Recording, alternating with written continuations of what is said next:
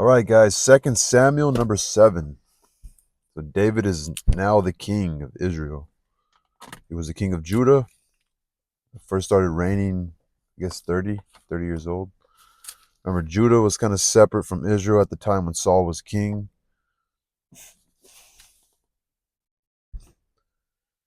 So it was Second Samuel number 7.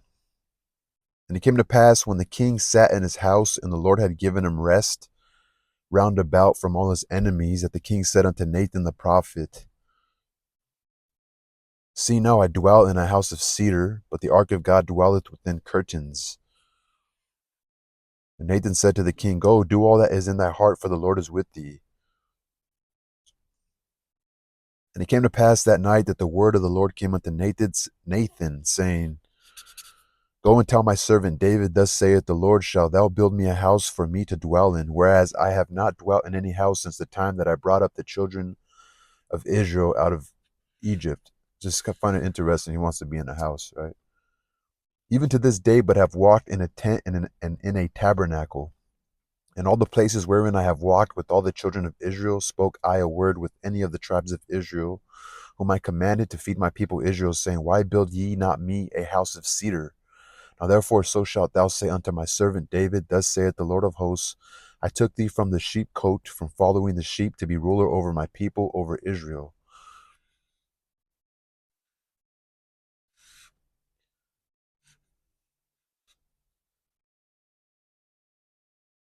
And I was with thee whithersoever thou wentest, and have cut off all thy enemies out of thy sight, and have made thee a great name, like unto the name of the great men that are in the earth. Moreover, I will appoint in a place of their own. No, moreover, I will appoint a place for my people Israel, and will plant them, that they may dwell in a place of their own, and move no more. Neither shall the children of wickedness afflict them any more, as before time, and as since the time that I commanded judges to be over my people Israel, and have caused thee to rest from all thy enemies. Also the Lord telleth thee that he will make thee a house. And when thy days be fulfilled, and thou shalt sleep with thy fathers, I will set up thy seed after thee, which shall proceed out of thy bowels, and I will establish his kingdom. He shall build a house for my name, and I will establish the throne of his kingdom forever.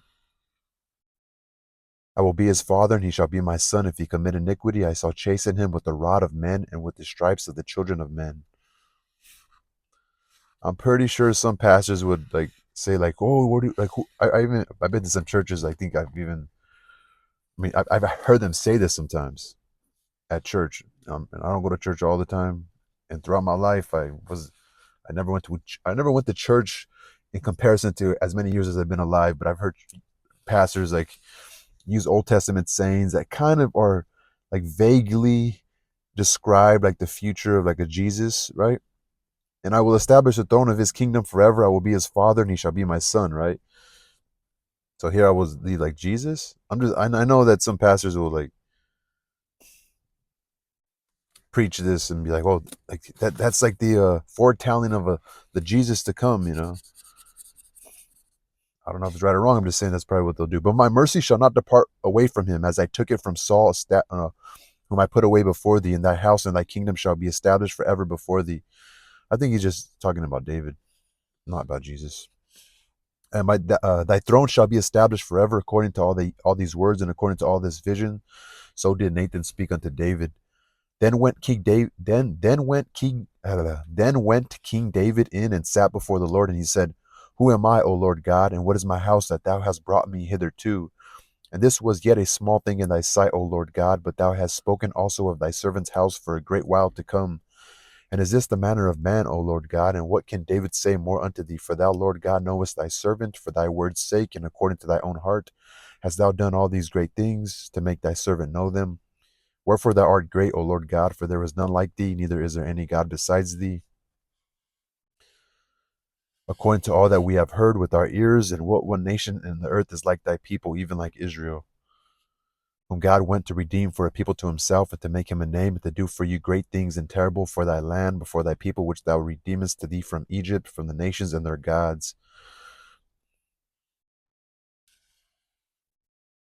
For thou hast confirmed to thyself thy people Israel to be a people unto thee forever, and thou, Lord, art become their God. And now, O Lord God, the word that thou hast spoken concerning thy servant and concerning his house, establish it forever. and do as thou hast said, and let thy name be magnified forever, saying, the Lord of hosts is God over Israel. And let the house of thy servant David be established before thee, for thou, O Lord of hosts, God of Israel, hast revealed to thy servant, saying, I will build thee a house, and therefore hath thy servant found in his heart to pray this prayer unto thee. And now, O Lord God, thou art that God, and thy words be true, and thou hast promised this goodness unto thy servant. Therefore now let it please thee to bless the house of thy servant, that it may continue forever before thee. For thou, O Lord God, hast spoken it, and with thy blessing let the house of thy servant be blessed forever.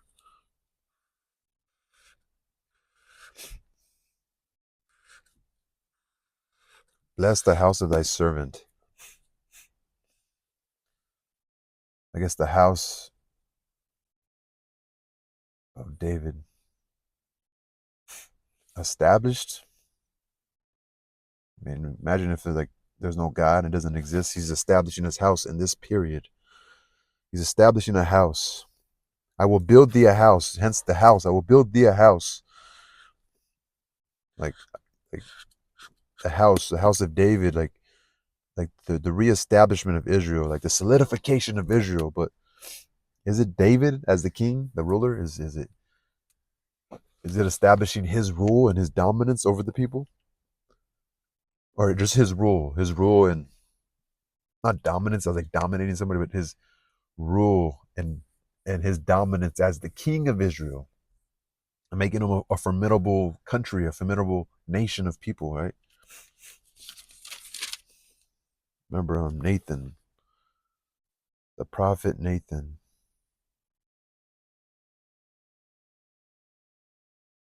speaks to David.